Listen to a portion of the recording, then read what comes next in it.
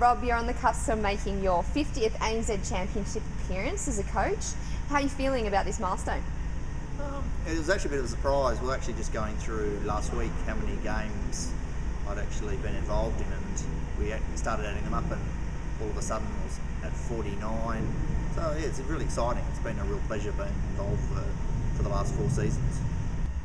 So Rob, you're joining some of the other Swifts to celebrate personal milestones this year. A couple of them being Prats and Mon, who celebrated 75 ANZ champs.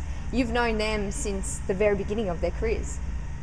Yeah, and that's such an honour. I worked with Mon back when she was in the New South Wales 19s, and I coached Prats in her very first 17 and under stateside back in 2000. So it's been a great journey, and watching them progress from outstanding junior talents to world-class players and world champions, and hopefully I've contributed and I've added a little bit to what they do to make them the players they are today. But in saying that, at the end of the day, the players, they do most of the work, and we hopefully just add the last bits on.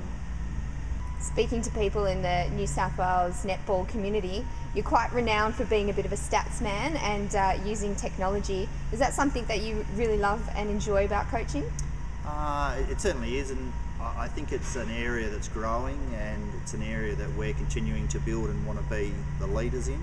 And the old saying, "A picture tells 1,000 words," is just so true, and I think it's such a powerful tool and so useful for what we do as a modern coach. I think it's just become essential to coaching in this league.